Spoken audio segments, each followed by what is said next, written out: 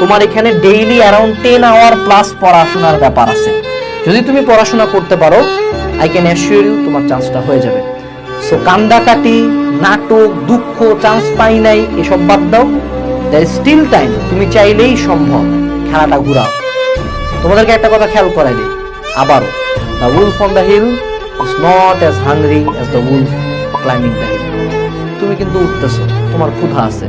যে পোলাটা চান্স পাইছে ও ঢিলা দিছে, ওকে দেখায় দাও যে তুমি কি জিনিস। আজীবন মেডিকেলের স্বপ্ন দেখছি ছোটবেলা থেকে, বাপ মা চাইছে, আশপাশের মানুষজন কথা বলতেছে, সবাই মেডিকেলের রেজাল্ট শেয়ার দিচ্ছে, টাইমলাইনে ঢুকা যাচ্ছে না, মনে হচ্ছে জীবনটা ওয়ার্থলেস, মনে হচ্ছে মরে যাই, বাট তারপরও বাঁচে আছি, খুব কষ্ট হচ্ছে, আই নো।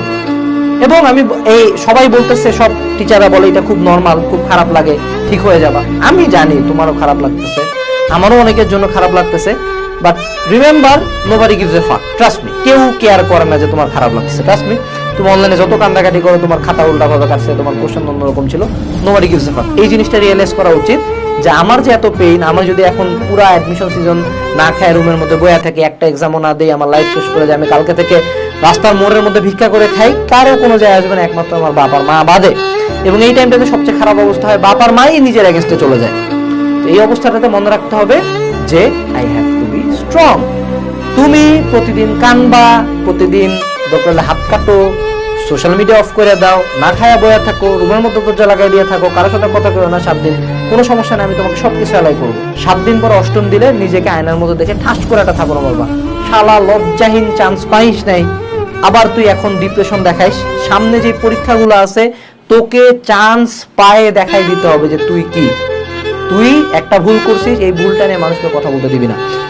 তুমি যদি এইটুকু অ্যাসুরেন্স আমাকে দিতে পারো যে না ভাই, আমি আমার জীবনে যা আপনি যা বলবেন আমি তেমনি করবো, আপনি বলবেন ডু, আমি বলবো ডান, তাহলে ইনশাল্লাহ চান্স হবে। মনে রাখবা, the wolf on the hill is not as hungry as the wolf climbing the hill. যারা ভার্সিটি ইউনিটের প্রিপারেশন নিচ্ছে, ওরা লেখায় চেথায় ভার্সিটি ইউনিটের প্রিপারেশন নিচ্ছে।